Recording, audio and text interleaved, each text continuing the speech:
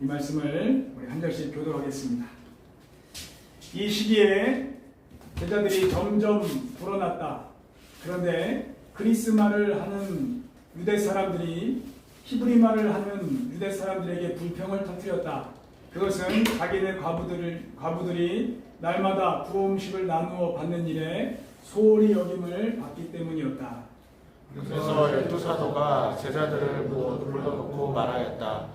우리가 하나님의 말씀을 전하는 일을 제쳐놓고서 음식 베푸는 일에 힘쓰는 것은 좋지 못합니다. 그러니 형제자매 여러분, 신망이 있고 성령과 지혜가 충만한 사람 7을 여러분 가운데서 뽑으십시오. 그러면 그들에게 이 일을 맡기고 우리는 기도하는 일과 말씀을 섬기는 일에 헌신하겠습니다. 모든 사람이 이 말을 좋게 받아들여서 믿음과 성령이 충만한 사람인 스데반과 빌립과 브로고로와 니가노르와 디몬과 바메나와 안디옥 출신의 이방 사람으로서 유대교에 개종한 사람인 니골라를 뽑아서 사도들 앞에 세웠다. 사도들은 기도하고 그들에게 안수하였다. 같이요. 하나님의 말씀이 계속 퍼져나가서 예루살렘에 있는 제자들의 수가 부쩍 늘어나고 제자들 가운데서도 이 믿음에 순종하는 사람들이 많았다.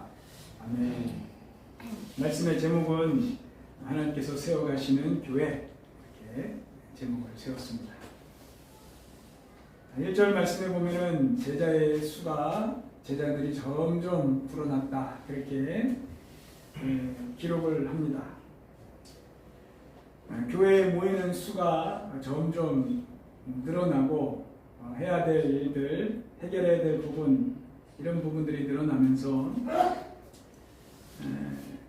좋은 일만 이렇게 계속 안정되고 평안한 일만 계속 일어나면 좋겠는데, 사람이 또 이렇게 모이는 자리 속에서 그렇지 않았다는 부분들이 기록이 되어 있습니다. 문제들이 조금씩 나타나기 시작했다, 그것입니다. 우리 5장에서는 거짓, 속임수, 이런 부분들이 이제 틈타기 시작해서 그런 부분들을 해결해가는 모습을 이렇게 보여주셨는데, 오늘도 어떤 한 부분을 이렇게 알려주십니다. 이런 교회에 나타나는 문제들에 대해서 세 가지 측면으로 한번 볼 수가 있습니다. 하나는 사람의 측면, 사람의 시선에서 생각해 볼 수가 있어요. 당연히 사람들이 많아집니다. 많아지니 그 사이즈가 커지고 커버해야 될 일들이 생기고 또 안 보이는 부분들이 생겨나기 시작하기 때문에, 인간들이 모이기 때문에, 많아지기 때문에 문제가 생기는 것은 당연한 것 아니야 라고 이렇게 바라볼 수가 있는 것이죠.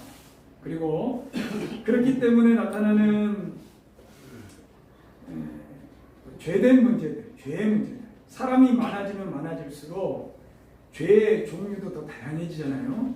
성향들도 다 다르고, 그런 죄가 만나서 갈등을 일으키고 문제가 일으킬 확률들, 아주 수학 공부하신 분들 알겠죠? 많아지면 많아질수록 확률이 얼마나 높아지겠습니까?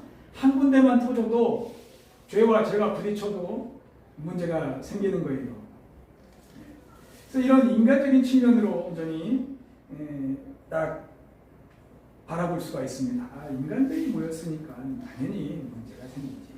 두 번째는 마귀의 시선으로 한번 바라볼 수가 있어요. 마귀가 가만히 있겠는가? 마귀는 사람을 절대 포기하지 않습니다. 절대로 그냥 내버려두지 않아요. 그리고 교회를 절대 포기하지 않습니다. 그래서 각 사람에게 남아있는 그런 죄의 잔재들, 악한 습관들, 이것을 그냥 내버려두지 않아요. 적극적으로 활용합니다. 어떻게 해서든 그 한 사람을 쓰러뜨리고 하나님에게서 떠나려게 하는 그런 것을 쉬지 않고 모의 생각합니다. 심지어 집단 악까지 만들어내잖아요. 다 같이 그냥 눈이 가려져가지고 그게 다 같이 이렇게 사니까 이게 죄인 줄도 모르고 사는 이 집단 악까지 만들어내면 얼마나 파괴력이 큰지 몰라요. 그런 이 마귀의 측면에서도 바라볼 수가 있습니다. 근데 중요한 것 하나는 우리가 하나님의 시선으로 하나님의 나라의 눈으로 또 하나 바라볼 수가 있다는 것이죠. 큰 논입니다. 이런 사건 속에서도 하나님이 움직이신다는 거예요. 잘못된 부분들을 고치시고 오류를 풀어가시고 부족한 부분들을 보완해 가시는 분이 항상 계시다는 거예요. 하나님이 항상 계시다는 거예요.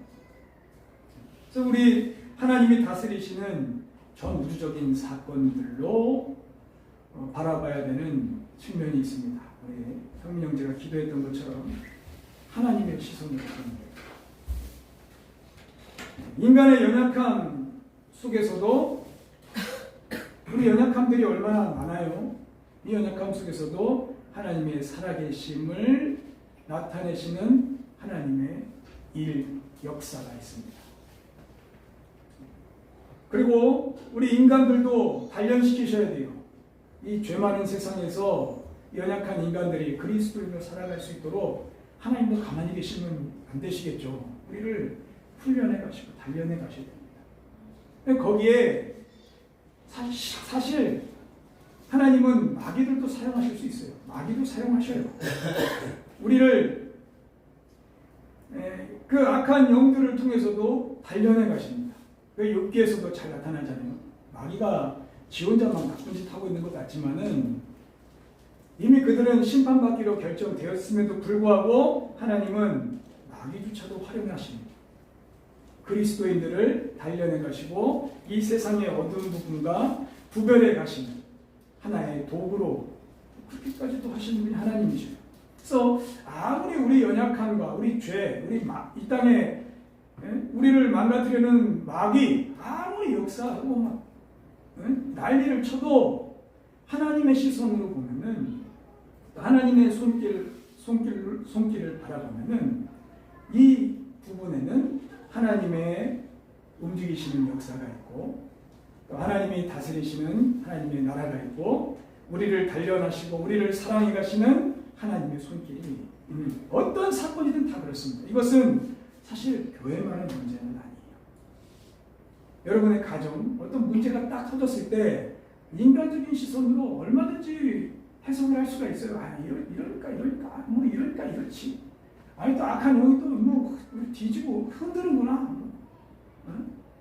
또 회개하고 이렇게 끝날 수도 있지만은 이 안에 움직여 가시는 우리를 다스리시는 나를 긍휼히 여기시는 나를 사랑하시는 하나님의 뜻, 하나님의 소망, 하나님의 손길 여기에 우리가 시선을 맞추고 살아갈 수가 있다는 것이죠.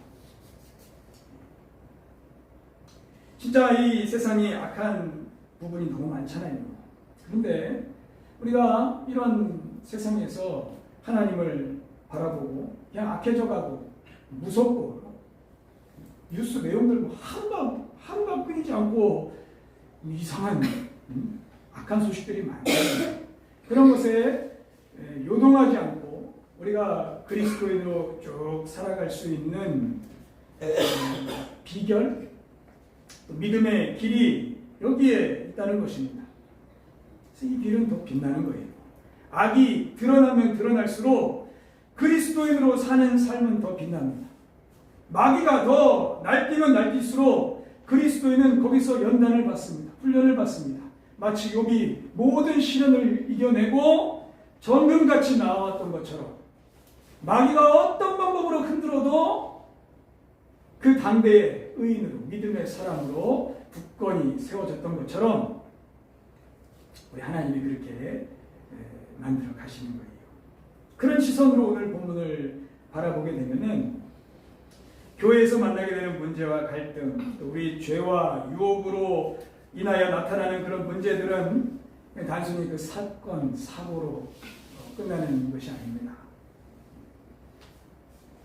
오히려 문제가 없고 아무 갈등도 없고 연약함도 없고 그게 사실 있을 수 없는 일이죠. 특히나 교회는 소대도 잠깐 나눴듯이 마귀로 그냥 내버려두지 않아요.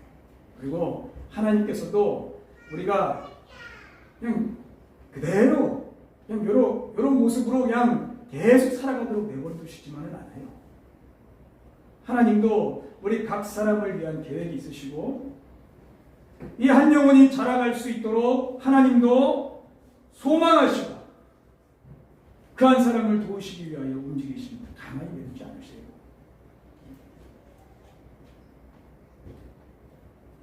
우리가 살아가는 동안 주어지는 그런 과제들, 마귀가 흔들든 우리의 연약함이든 각각 가지고 있는 죄성이든 시대적인 어려움이든 어떤 갈등이든 이런 문제들은 물론 우리가 타격을 받을 만한 큰 요소가 되기도 합니다. 이런 일들을 가지고 그냥 단순히 인간적인 문제로만 해결한답시고 하나님 없이 교만하게 그렇게 풀어가면은 넘어지겠죠. 망가집니다. 세속적인 인간, 세속적인 가정, 세속적인 교회 되는 것은 사실 순식간이에요. 근데 그런 문제들 속에서 우리의 주인 되신 하나님 계속해서 바라보고 여기서 인내하고 여기서 함께 풀어가고 여기서 훈련하시는 하나님의 손 안에 함께 세워져 가면은 그것이 하나님의 나라고 거기서 하나님이 원하시는 개인의 열매든 가정의 열매든 교회의 열매들이 맺어져 가는 것입니다. 오늘 읽은 사건 나타난 표면적인 문제는 예루살렘 교회에 굳이 두 부류로 나누자면은 특별히 유대인들로 구성된 교회잖아요. 처음에 이스라엘 백성들로 세워진 교회인데 여기에는 언어가 좀 달랐어요. 주로 쓰는 언어가. 그래서 그리스말, 헬라파라고 그러는데 디아스포라, 이스라엘에서 살지 못하고 로마 제국 여러 곳곳에 흩어진 사람들이 있었고 그런 사람들이 모였고 또 그냥 히브리어를 사용하는 이스라엘에 거주하던 유대인들이 있었습니다. 그 헬라파 그리스말을 사용하는 유대인들이 왜 이스라엘에 오게 됐는지는 사도행전 초반부에 좀 나눴었죠. 유월절과 오순절을 지내기 위해서 순례의 길을 온 사람들이 복음을 듣게 되고 성령의 역사로 모이게 되고 그렇게 되었죠. 그래서 이런 역사들이 있은 뒤에 각 지역으로 돌아가서 작은 가족 교회로 세워져 가며 그렇게 움직이는 사람들이 있었고 그 가운데는 내가 살던 집으로 돌아가 봐야 가족도 없어요. 남편도 없고 죽었던지 사별을 하게 됐던지 어쨌든 어떤 문제로 연고가 없이 그냥 집만 있다가 이쪽으로 순례의 길을 와서 하나님을 만난 사람들이 있어요. 그 사람들이 교회가 너무 좋은 거예요. 물론 하나님께서도 그들을 더 훈련하고 단련시키셔서 그곳으로 다시 보내실 하나님의 뜻이 있으셨겠죠. 그들이 무슨 일을 해서 끼니를 때우겠어요. 그런 연약한 사람들, 또 과부의 자녀들 이런 어려운 사람들이 상당히 많았다는 거예요. 그들을 구제하고 그들과 함께 교회로 세워져 가는데 그 헬라파 그리스말을 사용하는 사람들이 자꾸 구제에 빠졌다. 그게 오늘의 사건이에요. 이게 그냥 인간적인 부분에서 언어도 잘 통하지 않고 어쨌든 그럴 수 있겠지. 우리 잘들 챙깁시다 하고 끝낼 수도 있는 사건일 수도 있죠. 근데 여기서 이제 죄의 문제가 드러나기 시작합니다. 모이기 시작하기 때문에 그런 이제 문제들이 갈등이 시작되었기 때문에 비교하는 마음, 원망하는 마음, 그래서 나타나는 그런 열등감, 시기, 분냄, 삐짐, 무시, 여러 가지 죄가 작동하기 시작하는 거예요. 마귀는 그런 죄의 싹들을 가만히 보고 있지 않다고 그랬잖아요. 그래서 마귀가 그 한두 사람 싹을 키워서 불만을 막 토로하고 그것을 점점 키워갔습니다. 성경은 불평을 터뜨렸다 그렇게 기록을 했죠. 개혁 성경, 개혁 개정에는 보면은 원망하였다 그렇게 번역을 했습니다. 그냥 원망이 아니라 히브리 말을 사용하는 사람들에게 원망을 했다 그렇게 표현을 하는 거예요.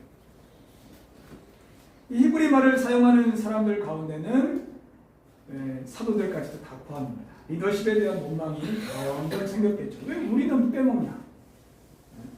그 사도들이 그거 지금 주관하고 있지 않느냐? 우리 베드로 사도가 우리는 잘 안 보이나 배 이러고 있는 거예요. 이런 부분들이 생겨나기 시작했습니다. 사실 이 원망은 구약 성경으로 넘어가면은 출애굽한 이스라엘을 그 땅으로 약속하신 땅으로 들어가지 못하게 한 시작입니다. 그죠? 그 원망으로 조금씩 모세를 원망하고 그러다가 하나님을 원망하고 아이고 뭐 우리 이런 데 끌고 와가지고 하나님 그러시나 여기까지 가는 거예요. 상당히 파괴력이 있는 전염병 같은 죄입니다. 조금만 지나면은 지금 히브리파와 헬라파가 분열하게 생겼습니다. 그리고 하나님도 원망하게 생겼습니다. 발빠르게 해결해야 될 문제죠. 근데 이 부분이 단순히 그런 인간적인 문제, 죄의 문제로만 끝이냐? 그게 아니라는 거예요. 이런 문제가 드러나는 것은 분명 하나님의 의도도 있으십니다. 그리고 이런 문제를 통해서 하나님이 뭔가 보완해 가시고 고치시려는 하나님의 계획이 있다는 것을 알아야 되는 것이죠. 하나님의 손. 사도들이 이 문제를 직면하였어요. 1절에 사실 이게 빠르게 진행이 됐죠. 1절에 1절, 2절 뭐 이렇게 되게 빠르게 진행됐지만은 이게 시간이 좀 계속해서 흐르는 문제입니다. 이 시간 속에서 쌓이고 이걸 어떻게 할까 하다가 이제 이들이 모여서 기도하고 하나님께 묻고 또 같이 상의하고 하면서 더 근본의 문제, 하나님이 원하시는 부분에 대해서 묻기 시작한 거예요. 그래서 첫 번째, 이 문제를 해결할 첫 번째는 일꾼이 더 필요하다. 그거예요. 사도들이 갑자기 불어난 이 사람들에 대해서 얼마나 할 일이 많았겠어요. 뭐 정신없이 지금 앞에 닥친 문제들 해결하느라 사람 세우는 일에 이에 엄두도 안 났을 것 같아요. 그리고 그런 부분에 미숙했을 것 같습니다. 거기에 대해서 하나님은 잠시 멈추게 하시는 거예요. 스탑해봐. 그리고 사역을 분담해라. 이것이 하나님 나라의 원리입니다. 하나님의 일할 사람을 계속해서 세우는 거예요. 때가 되었을 때, 또 필요할 때에 하나님 나라는 하나님의 일꾼들로 계속해서 세워져 갑니다. 그리고 그 일꾼들이 그 각자의 자리에서 자기의 일을 하는 거예요. 그래서 우리가 잘 아는 대로 7명의 일꾼을 선별하여 세웁니다. 우리가 흔히 말하는 7집사. 이게 여기서 나오는 거예요. 이 집사라는 부분이 지금 우리 시대의 집사하고 좀 혼동스러울지 모르지만은 지금 우리 시대의 그냥 집사라고 생각하시면 안 되고요. 7명의 리더십을 세웠다. 그렇게 이해하시면 됩니다. 지금 우리 교회로 치면은 7명의 목자, 목녀를 세웠다. 그런 의미예요. 교사를 세웠다. 그런 의미. 어쨌든 스데반을 비롯한 7명의 리더십을 딱 세웁니다. 이들의 사역을 뒤에 보면 알아요. 단순히 지금 이 시대에 그냥 집사 직분이 아니라는 거. 교회에 필요한 부분들을 위하여 열심히 일하고 말씀을 전하고 복음 전하는 그런 리더십들입니다. 그래서 그런 부분에 있어서 사역을 분담하여 하나님 나라를 건강하게 세워갈 수 있도록 하나님께서 채우게 하셨습니다. 두 번째가 본질에 더 집중하게 하시는 거예요. 말씀과 기도에 전념하는 일꾼이 필요하다. 이게 하나님의 계획이시죠.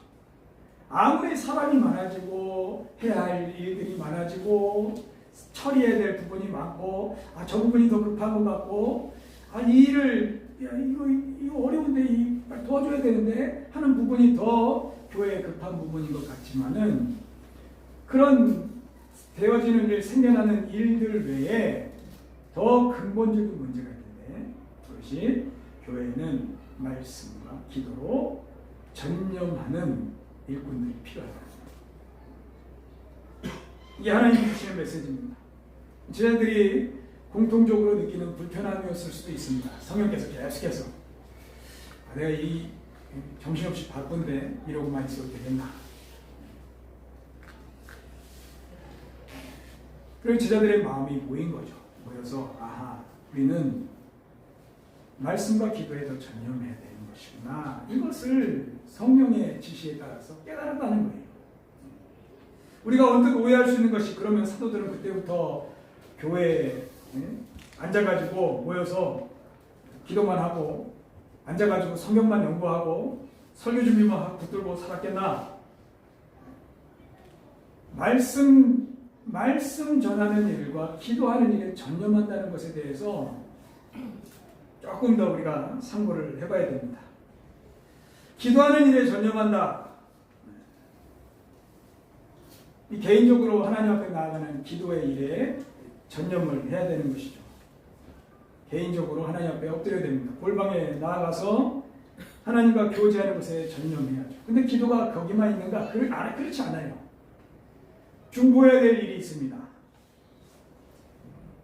계속해서 소식을 듣고 중보를 해야 되고 찾아가야 됩니다. 찾아가서 손 붙잡고 기도하고 환부에 손을 대고 기도하고 머리에 손 얹고 기도하고 요즘에 코로나 이후로 저도 병원 가서 기도한 지가 좀 되긴 했지만은 어쨌든 사람 문제가 그것뿐입니까? 생겨나는 모든 일마다 찾아가서 그 문제에 집중하는 것이 아니라 하나님께 집중할 수 있도록 같이 기도해야 돼요. 계속해서 시선을 하나님께 둘 수 있도록 기도하는 일에 같이 전념할 수 있도록 계속해서 발로 떼야 돼요. 그리고 그뿐만이 아닙니다. 교회가 모였을 때 합심해서 하나님 앞에 기도할 수 있도록 그것을 계속 끌어가야 됩니다. 어떻게 하면 교회가 기도하는 집이 될 수 있을까? 기도하는 교회가 될 수 있을까? 이걸 연구하고 그 자리를 지키고 어떻게든 모여서 함께 기도할 수 있도록 전념하는 사람이 필요해요. 그리고 하나님께 간구하고 하나님을 의지하는 세포, 그런 DNA, 그렇게 교회가 굳건하게 세워지도록 기도하는 일꾼들을 계속해서 세워야 됩니다. 이 교회, 이 기도하는 일에 전념하는 거예요. 전념하는 거. 그래서 혼자 앉아가지고 기도만 한다. 그렇게 이 말씀을 이해하시면 안 되고, 지금 영적인 싸움에 특별히 하나님을 신뢰하고 하나님을 의지하는 일에 전념해서 끌어가고 밀어주고 하는 일에 이 부분에 전념해야 된다. 성령이 가르쳐 주신 거예요. 두 번째는 말씀을 섬기는 일입니다. 이제 말씀을 섬기는 일에 대해서 앉아가지고 설교 준비만 하는 그런 것이 아님을 아실 겁니다. 물론 설교 준비도 해야 됩니다. 스피치 준비해야 됩니다. 성경을 연구하고 공부하고 여러 신앙서적 또 세상 돌아가는 일들 꾸준히 공부해야 돼요. 앉아있는 묵묵히 앉아서 하나님의 말씀에 집중하는 시간이 절대적으로 필요합니다. 그것을 스피치할 수 있도록 트랜스해야 됩니다. 계속해서 바꿔서 어떻게 전달할 수 있을까를 고민해야 됩니다. 그리고 가르칠 부분들에 대해서 계속해서 준비해 가야 됩니다. 근데 그게 끝이 아니에요. 스피치하는 것만이 말씀 사역이 아닙니다. 개인적으로 또 만나야 돼요. 만나서 한 사람이 예수 그리스도를 영접할 수 있도록 계속해서 말씀으로 부딪혀야 돼요. 말씀 사역에 전념해야 돼요. 그리고 그 한 사람이 예수 그리스도로 자라갈 수 있도록 계속해서 양육해야 됩니다. 말씀으로 씨름해야 됩니다. 부딪혀야 돼요. 먹여야 됩니다. 원리를 가르쳐야 됩니다. 그리고 지금 닥친 문제 안에서 하나님의 말씀으로 어떻게 이 시간을 풀어갈지를 같이 연구하고 고민해야 됩니다. 그리고 믿음을 위하여 격려해야 돼요. 계속해서 도와야 돼요. 계속해서. 그리고 스스로 성경을 읽어가고 묵상할 수 있도록 이것도 계속해서 같이 훈련해야 됩니다. 이것을 포기하면 안 돼요. 그도 자라갈 수 있도록. 그도 말씀으로 누군가에게 영향을 끼치고 말씀을 나눌 수 있는 사람으로 성장해 갈 수 있도록 전념해요. 그게 전수입니다. 제자 삼는 거예요. 이게 말씀을 위하여 섬기는 일이에요. 하나님께서 필요로 하시겠죠? 교회는 어떤 다양한 분들, 세상에서 세상 사람들의 시선에서 보기에 교회가 해야 될 일들이 있습니다. 세상에서 뭐 이것도 하고 저것도 하고 교회는 저래야 되지 않은가 하는 그런 부분도 있지만은 그게 전부가 아니에요. 하나님의 나라, 하나님이 원하시는 하나님의 나라, 하나님의 뜻, 하나님의 말씀, 하나님의 계획, 하나님의 의도, 하나님이 지금 하시는 일들, 그리고 각 사람에게 지금 원하시는 그 하나님의 계획, 의도, 이것을 말씀으로 계속해서 세워가야 될 하나님의 소망, 하나님의 목적이 있어요. 그래서 말씀과 기도에 전념하는 일꾼이 교회에 필요하구나. 오늘 이 사건이 단순히 인간이 많아져서, 사람이 많아져서 나타난 문제고, 감정이 상하고 비교하고 그런 죄가 부딪혀서 우리 회개해야 되구만, 원망하지 마세요. 원망하면 안 돼요. 회개하십시오. 이걸로 이스라엘 백성이 다 망가졌습니다. 그냥 단순히 이렇게 치부해버릴 문제가 아니라 하나님을 바라본다는 거예요. 하나님이 이 부분에 대해서 일꾼을 세우기를 원하십니다. 하나님이 본질에 집중하라고 하시는구나. 하나님의 말씀, 하나님의 권능, 하나님의 역사, 여기에 집중하라고 하시는구나. 여기에 대해서 교회가 발빠르게 움직이고 거기에 대해서 하나님이 원하시는 방향으로 대처해갔다는 것입니다. 예루살렘 초대교회에 있었던 일입니다. 자, 이 수순과 우리 각 개인에 나타나는 그런 각 개인의 문제들, 우리 가정에서 나타나는 그런 문제들, 직장에서 나타나는 문제들, 이 모든 문제가 원리가 다 똑같아요. 우리는 하나님을 아는 존재들이기 때문에 하나님이 주인 되심을 찬송하고 고백하고 은혜 중에 그렇게 살잖아요. 근데 문제들, 어려움들 이런 것들을 그냥 인간의 시선으로 보고 마는 그런 인간의 연약함이 우리에게 있어요. 그리고 단순히 이건 죄네, 내 죄성이야, 회개해야지, 여기서 또 끝낼 수 있어요. 그러나 한 걸음 나아가요. 이런 나를 보고 계신 하나님, 나를 사랑하시는 하나님, 나를 다스리시는 하나님, 우리 가정을 사랑하시는 하나님, 세워가시길 원하시는 하나님, 사용하시길 원하시는 하나님을 보는 거예요. 그러면 그 안에 감춰진 하나님의 놀라운 은혜, 비결, 삶의 지혜, 그것이 거기에 담겨져 있습니다. 거기까지 계속해서 눈을 들어 하나님을 바라보는 거예요. 이것이 우리 그리스도인의 축복입니다. 그리스도인의 은혜예요. 이 은혜를 누리지 못하시면은 신앙생활 해도 은혜를 경험하지 못하는 거예요.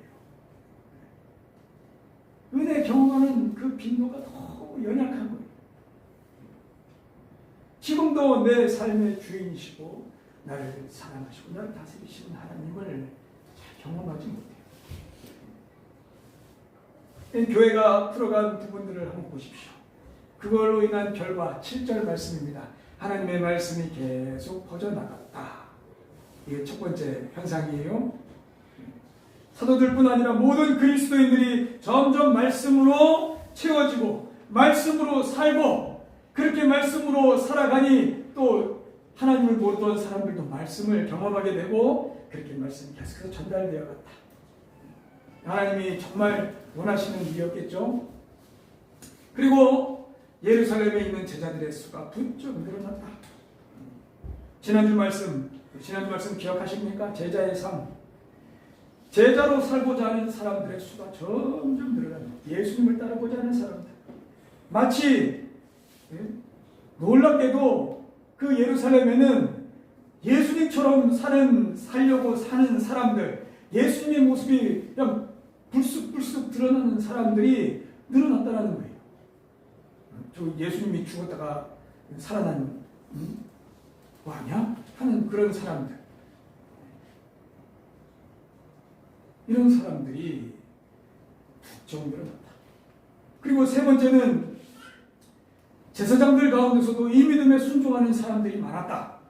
기록에 의하면 이 당시 한 8,000명이나 예수 그리스도를 영접하게 되었다라는 기록이 있습니다. 제사장들이 8,000명. 그 당시 아직도 성전이 있었기 때문에 짐승 제사를 드렸거든요. 예수님을 영접했다는 것은 이제 짐승 제사를 드리지 않겠다 그거예요. 그거를 고로 자신이 사실 그걸로 생계를 유지하는 제사장들이 대제사장 계열들은 풍족했지만 제사장들은 겨우 이걸로 끼니를 해결하는 제사장들이 그 당시에 수두룩했거든요. 그것조차도 딱 스탑하고 예수 그리스도를 위하여 사는 제사장들이 8,000명이나 됐다. 그거 이제 안 하겠다. 우리 예수님이 우리의 희생 제물 되셨으니 예수님 전하며 산다. 이렇게 진짜 예수님 닮은 사람들이 곳곳에 막 죽순처럼 막 올라왔다라는 거예요.